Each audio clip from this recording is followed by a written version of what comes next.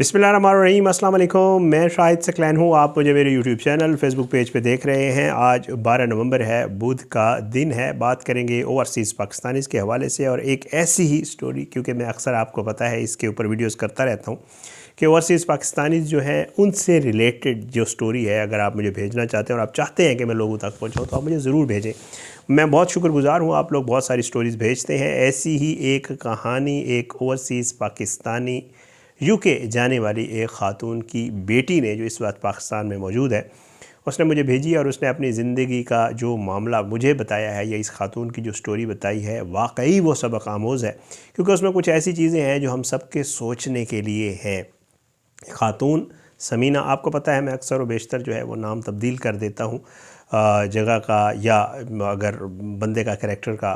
अक्सर मकसद कहानी बयान करना होता है और बताना ये होता है कि इस तरह के वाक़यात भी होते हैं। इनका ताल्लुक़ शेखोपुरा से था। उनकी बेटी जो मुझे बताती हैं वो मैं आपके साथ शेयर कर देता हूँ। बेटी इनकी बताती हैं कि जी हम बहुत ही बेहतर फैमिली से थे, हमारे घर में बहुत खुशियाँ थीं, बहुत सुकून था। हम लोगों के जो वालिद साहब थे वो थोड़े बहुत ज़मींदार भी थे और अपना कारोबार था जो कि बहुत बेहतर था, और हमें कोई अगर वेल ऑफ फैमिली कहा जा सकता है तो हम वैसे ही थे। इनकी बेटी बताती हैं कि मैं जो है एक बहन थी और मेरे 2 भाई थे। वालिद और वालदा बहुत प्यार मोहब्बत से एक दूसरे के साथ रहते थे, और मेरे जो वालिद साहब थे वो हम बच्चों की और जो वालिदा थीं उनकी जो है उन्होंने कभी कोई बात नीचे नहीं आने दी थी। हमारे मुंह से चीज़ निकलती थी और उससे पहले वो हमें पेश कर देते थे। वालदा से भी बहुत ज़्यादा उनका ख़्याल भी रखते थे और बहुत सब कुछ था हमारे पास, और हमारी एक बहुत बहुत अच्छी ज़िंदगी थी जो हमने गुजारी। लेकिन वो कहती हैं कि जी वाले साहब का कारोबार था, हम लोगों की जो एजुकेशन है वो भी बहुत अच्छे इंस्टीट्यूट्स में हुई थी, मेरे भाइयों की भी मेरी भी, और हम लोगों ने पढ़ाई मुकम्मल की अपनी। और जैसे होता है मैं बड़ी थी तो ज़ाहिर है जो मेरी रिश्ता आया और मेरे वालिदैन ने मेरा एक बहुत ही अच्छी फ़ैमिली में, जिनके हवाले से वो बताती हैं कि एक तो ठीक है वो फ़ाइनेंशियली ठीक थे क्योंकि वो भी कारोबारी लोग थे, लेकिन इसमें भी कोई शक नहीं है। आज भी वो तारीफ़ करती हैं और वो कहती हैं कि जी मेरे इन लॉज़ जो हैं उन्होंने हर ऊंच नीच में मेरा साथ दिया और वो बहुत ही अच्छे लोग हैं और आज तक वो मेरे साथ बहुत अच्छे हैं। मेरी शादी हो गई, मैं अपने घर में खुश हूँ। ये बताती हैं कि जी मेरी शादी के बाद, क्योंकि मेरे भाई दोनों छोटे थे मुझसे, लेकिन ये है कि ज़ाहिर है उनकी भी शादी की एज आई, तो क्योंकि मेरे वालिद साहब जो है उन्होंने कभी जो है किसी की बात टाली नहीं थी। बच्चों को उन्होंने बहुत लाड प्यार से पाला था, तो वो जो लाड प्यार है वो थोड़ा बहुत आपको ख़राब भी कर देता है। वो ये बताती हैं कि जी मेरे तो दोनों भाई थे, उन्होंने अच्छे इंस्टीट्यूट से एजुकेशन हासिल की थी, और ज़ाहिर है आपको पता है को एजुकेशन होती है, सब कुछ होता है। तो वो कहती हैं कि जी जो मेरे भाई थे उन्होंने मेरे वालिदैन को वाज़े तौर पे कह दिया कि जी शादी का अगर जो मामला होगा उसका डिसीजन हम खुद करेंगे कि हमने कहाँ शादी करनी है। और मेरे वालिदैन ने पहले तो पसोपेश से काम लिया। उन्होंने कहा कि जी देख लेते हैं, लेकिन ज़ाहिर है बेटों की ज़िद के आगे उनकी एक भी ना चली। और वो ये बताती हैं इन शॉर्ट कि जी मेरे जो दोनों भाई हैं उन्होंने वालिदैन को बताया, और क्योंकि हमारा काम ठीक था, फ़ाइनेंशियली भी ठीक थे, फैमिली वाइज भी ठीक थे, तो जिधर जहाँ हमारे भाइयों ने कहा मेरे वालिदैन वहाँ रिश्ते लेकर गए, और क्लास फेलोज़ थी, जान पहचान थी, तो इन दोनों भाइयों की शादियाँ भी उनकी अपनी पसंद से उनकी क्लास फेलोज़ के साथ हो गई। वो कहती है लाइफ बड़ी सेटल थी, सब कुछ आराम से चल रहा था। मेरे जो वालिद साहब हैं वो एक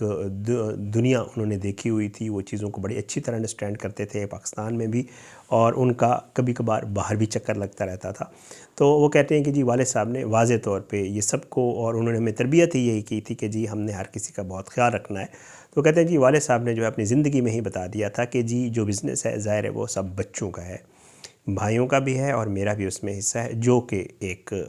जिसके हवाले से दीन भी जिस हवाले से कहता है, और बाकी भी जो मेरा कानूनी हक़ है वो हम सबको मिलेगा। और same was the case with mother, जो हमारी वालिदा थी उनके हवाले से भी वालिद साहब ने बता दिया था। लेकिन एक चीज़ वालिद साहब ने जो है वो एक्स्ट्रा की थी वालिदा के लिए, अपनी शरीक हयात के लिए,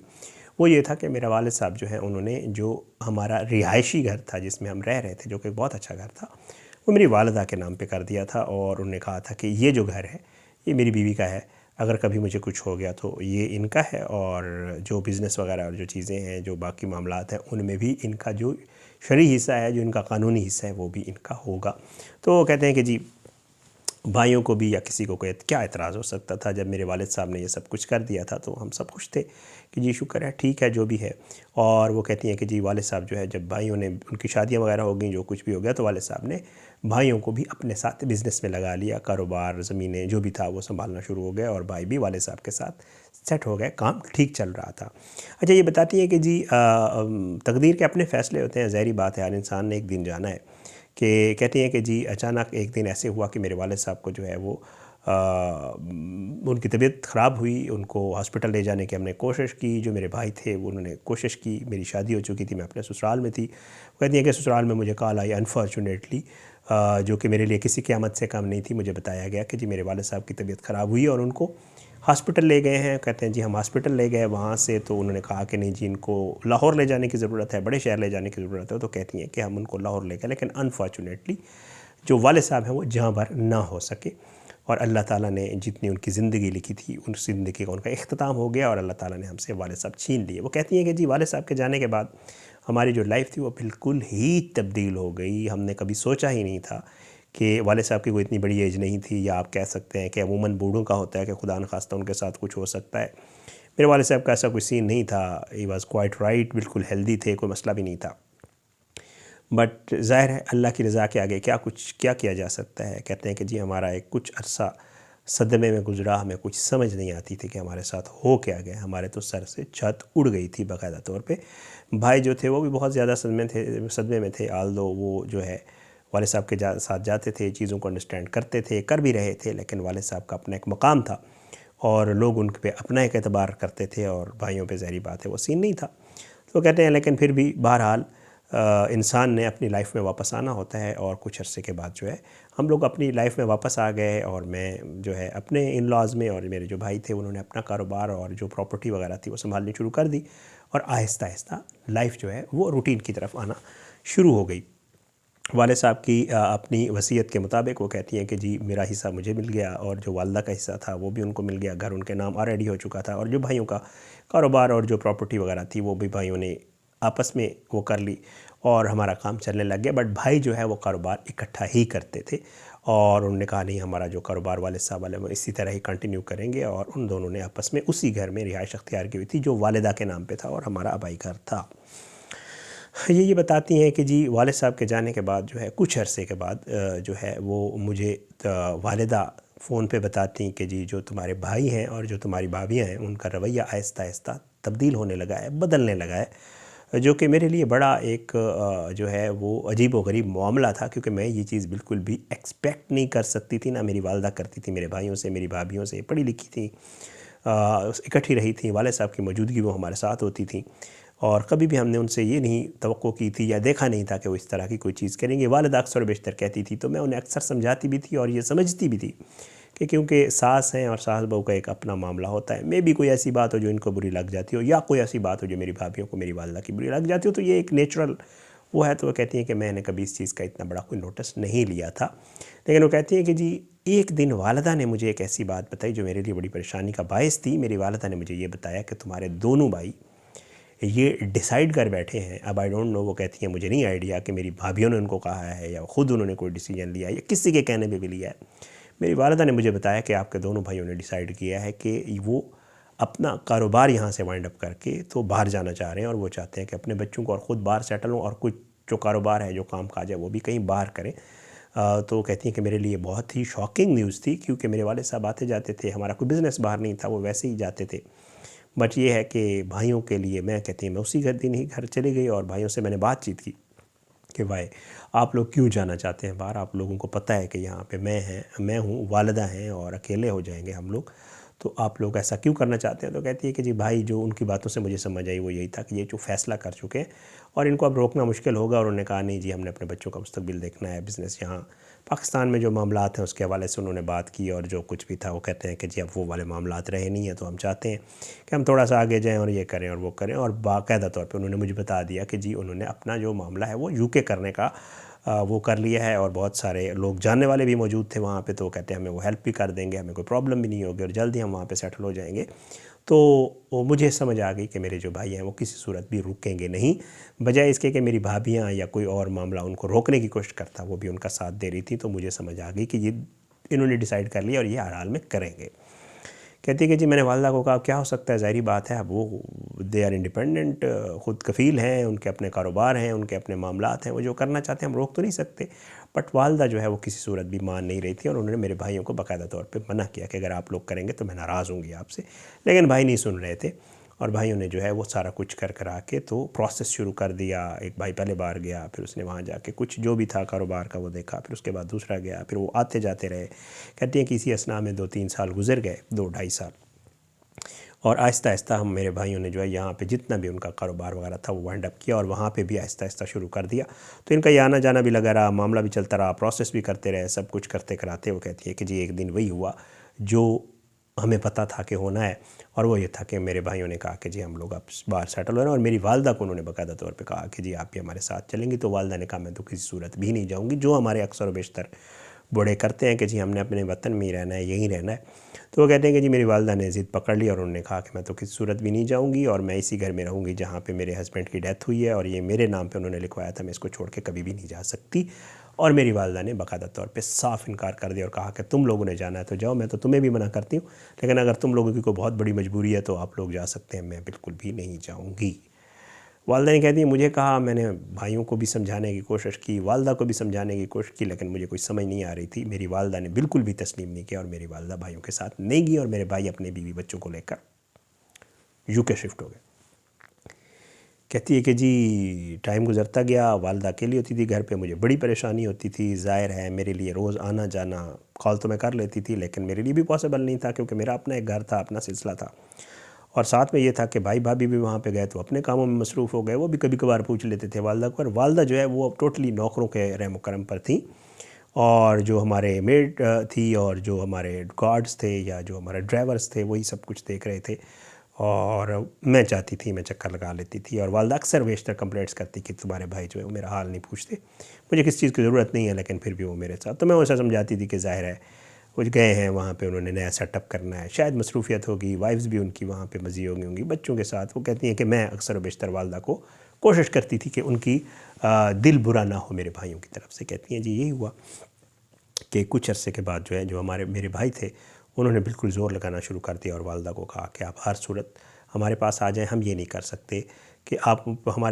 के लिए हम परेशान होते हैं, आप वहाँ होती हैं, आपने ज़िद की, आप नहीं मान रही थी, और मुझे उन्होंने बड़ा फोर्स करना शुरू कर दिया कि आप वालदा को इंसिस्ट करो और ज़बरदस्ती उनको बाहर भेज दो। कहती है मैंने यही किया, ज़ाहिर है भाई कह रहे थे, ठीक कह रहे थे, मुझे लगा ठीक कह रहे हैं, क्योंकि वालदा थी, उनकी माँ थी, बेटे थे, हक़ बनता था उनके पास जाके रहें। मुझे ये भी फ़ील होता था यहाँ अकेली हैं, तो मैंने वालदा को बहुत ज़ोर लगा के इंसिस्ट किया और बाकायदा तौर पे उनका भाइयों ने वीज़ा वगैरह भेजा, और मेरी वालदा जो है वो ना चाहते हुए भी, बिल्कुल भी मेरी वालदा विलिंग नहीं थी, और ना चाहते हुए उनको जाना पड़ा बरतानिया, और वो बरतानिया चली गई। कहते हैं कि जी वालदा जो है वो बरतानिया चली गई। वहाँ जब वो गई तो वहाँ से जो उनकी कॉल आती थी वो पाकिस्तान से भी ज़्यादा परेशानी वाली कॉल होती थी, और वही कहती थी पहले तो दूर थे, मुझे ये होता था कि शायद मसरूफ़ हैं, नहीं पूछ सकते कुछ भी नहीं, यहाँ तो मैं आई हूँ, इन्होंने मुझे घर की एक साइड पे डाला हुआ है, एक कमरा दिया हुआ है, और मैं वहाँ पे होती हूँ, ना मुझे कोई पूछता है, मेरे जो पोते पोतियाँ हैं वो भी मेरे पास नहीं आते, कोई ऐसी सूरत हाल नहीं है, और जो तुम्हारे भाई हैं वो एक घर में होते हुए भी मेरा हाल नहीं पूछते, और एक एक दो दिन हमारी मुलाकात भी नहीं होती। और वालदा तो मुझे लगने लग गया कि शायद वहाँ जाके बीमारी ना पड़ जाए, वो इतनी ज़्यादा परेशान रहती थी। एक मेरे वालिद साहब का उनको परेशानी थी, उनकी अचानक डेथ जो थी वो मेरी वालदा पे बहुत बड़ा सदमा था, ऊपर से भाइयों ने जो कुछ किया उसको लेकर मेरी वालदा परेशान थी। तो मैं अक्सर बेशतर सोचती थी कि कहीं मेरी वालदा जो है इसी चक्कर में कहीं इनको कुछ हो ना जाए। कहते मैं वालदा को समझाने की फ़ोन पे कोशिश करती थी, कॉल्स करती थी, बताती थी उनको कि ये हो सकता है, वो हो सकता है, भाई बिज़ी होंगे उनका, बट वो कहती है जी वालदा जो बातें बताती थी मुझे बहुत अफसोस होता था भाइयों के रवैये के ऊपर जो वालदा के साथ उनका हो गया था। कहती है जी मैंने वालदा को कहती थी कि आप वापस पाकिस्तान आ जाएं, लेकिन कैसे हैं, मैंने ही तो उनको भेजा था, और मैं ये सोचती थी अगर वापस पाकिस्तान आएंगी तो यहाँ तो अकेली होंगी, वही वाला मामला जो पहले उनके साथ था तो क्या होगा। मौला जी वो कहती हैं इसी असना में टाइम गुजरता गया और मेरी वालदा जो है वो इस हद तक अकेली हो गई या तन्हाई का शिकार वहाँ पे हो गई कि वो अक्सर बेशतर मुझे बताती थी कि मेरे लिए यहाँ पे रहना पॉसिबल नहीं रहा। कहती हैं जी कि वही हुआ, मेरी वालिद जो है उनकी डेथ को अभी कुछ 4 साल का ही अरसा हुआ था। इस असना में मेरे भाई वहाँ चले गए, वालदा भी वहाँ थी। तो कहती है कि एक दिन मैं घर पे थी तो मुझे कॉल आई मेरे भाइयों के, और उन्होंने बताया कि जी अनफॉर्चुनेटली जो मेरी वालदा हैं उनकी डेथ हो गई है। वो कहती है जी मेरे पे तो क़यामत टूट पड़ी थी और मुझे कुछ समझ नहीं आ रही थी, और बातों बातों में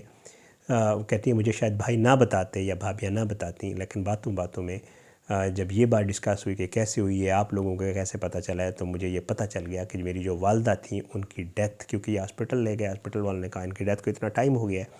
तो मेरी जो वालदा थी उनकी डेथ अकेले में हुई थी, और इनको तकरीबन कोई 12, 15, 20 घंटे गुजरने के बाद पता चला मेरे भाइयों को, जब ये उनके कमरे की तरफ गए, नहीं आई, खाना नहीं खाया, जो भी था इन्होंने जाके चेक किया तो मेरी वालदा की डेथ इस सूरत हाल में हुई, जो कि मेरे लिए बहुत बड़ा शॉकिंग एक वो मामला था। वो कहती है कि फिर मैंने किसी की नहीं सुनी, और मैं ऑलरेडी इतनी ज़्यादा परेशान थी, वालदा की बातें सुन चुकी थी, तो मैंने भाइयों को फ़ोन के ऊपर बहुत ज़्यादा बुरा भला कहा, और मैंने उन्हें कहा कि तुम्हारी वालदा के ऊपर तुम्हारा कोई हक़ नहीं है, तुम मेरी वालदा की डेड बॉडी पाकिस्तान भेजोगे और मैं इसे यहाँ तदफीन करूँगी, और मैं इसे अपने पास ज़िंदा होते हुए तो नहीं रख सकी, लेकिन उनकी वफ़ात के बाद मैं इनको यहीं पाकिस्तान में मैं अपने साथ रखूँगी, ताकि मैं इनके पास आ जा सकूँ इनकी कब्र पे, और कोई फातिहा वगैरह। और मेरे भाइयों के साथ अच्छी भली लड़ाई हुई, लेकिन वो कहती है मैंने इतना ज़्यादा उनको मजबूर किया, इतनी ज़्यादा मैंने उनको फ़ोर्स किया, और उन्हें कहा कि अगर तुम्हें कोई प्रॉब्लम है, कोई पैसों का मसला है तो मैं पैसे भेज देती हूँ, लेकिन वालदा को हर हाल में तुम पाकिस्तान भेजो, उनकी बॉडी को। कहती है भाइयों ने मुझे बड़ा पहले तो इधर उधर कहा कि प्रोसेस होता है, टाइम लगता है, ये होता है, वो होता है, बट मेरी ज़िद के आगे मजबूर होकर मैंने अपने जो इन लॉज थे, जो मेरे हस्बैंड थे, उनसे भी कह करवा के मैंने अपनी वालदा की बॉडी जो है वो किसी तरीके से प्रोसेस करवा के पाकिस्तान मंगवा ली। बॉडी यहाँ आई, मेरे इन लाज, वो कहती हैं मैं तो इनके एहसान के नीचे हूँ कि मेरे जो हस्बैंड हैं, जो मेरे इन लाज हैं, उन्होंने उसी तरीके से जनाजा करवाया, सबको ऐलान किया, सारे रिश्तेदार आए, वालदा की तदफीन हुई, अच्छे तरीके से हुई सब कुछ, और जहाँ मेरे वालिद साहब की कब्र थी उसके आसपास मेरी वालदा की तदफीन हुई। लेकिन ये है कि जी अब मैं, वो कहती हैं कि जी मैं जाती हूँ, जब भी मुझे मौका मिलता है वालदा की कब्र पे जाती हूँ, लेकिन जब भी वालदा की कब्र पे जाती हूँ तो मुझे अक्सर व बेशतर गिल्ट फ़ील होता है कि यार अफसोस ये होता है कि मुझे वालदा को बरतानिया नहीं भेजना चाहिए था, अगर मैं ना भेजती तो मे बी वो कुछ अर्सा मज़ीद ज़िंदा रह जाती। जो मेरे भाइयों की बेवफ़ाई थी, बेरुखी थी, उनकी लापरवाही जो थी, जो वालदा के साथ उन्होंने की थी, मे बी जो मेरी वालदा की मौत है उसमें उस चीज़ का बड़ा किरदार था। तो कहती हैं कि जी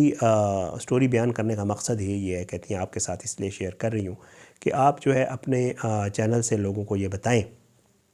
कि जो आपके अपने होते हैं वो महज कुछ चीज़ों के भूखे होते हैं, ना उनको पैसे चाहिए होते हैं, ना उनको और कुछ चाहिए होता है, वो आपकी कुछ अटेंशन और कुछ मोहब्बत जो है उनकी ज़िंदगी का बायस बन जाती है। और बाज़ औक़ात अगर आप उनसे बेरुखी करते हैं, लापरवाही करते हैं, मुँह मोड़ते हैं, तो बाज़ औक़ात वो चीज़ उनके लिए बहुत ही सदमे का बायस बनती है, और बिलाखिर वो उनकी जान ले लेती है। बहुत ही अफसोसनाक वाक़या था, बहुत अफसोसनाक स्टोरी थी, मेरे साथ उन्होंने शेयर की, और उन्होंने कहा लोगों को बताएं, मैंने कहा आपके साथ शेयर कर दूँ। ज़रूर बताइएगा कमेंट्स में क्या सूरत हाल है, कैसे हुआ, इसमें किसका कसूर था, मेरे साथ ज़रूर शेयर कीजिएगा। और अपनी इस तरह की कुछ स्टोरीज़ अगर आप चाहते हैं कि मैं उनके ऊपर बात करूं, और आप चाहते हैं मैं लोगों के साथ शेयर करूं, तो मुझे ज़रूर शेयर कीजिएगा, मैं अपने चैनल के ऊपर ज़रूर लगाऊंगा। मेरा व्हाट्सएप नंबर वगैरह भी आप कमेंट्स में मांगते हैं तो मैं ज़रूर दे देता हूं, तो आप मुझे व्हाट्सएप भी कर सकते हैं, मैसेज कर दिया करें, मैं नंबर दे देता हूं, मुझे ज़रूर स्टोरीज़ शेयर किया करें,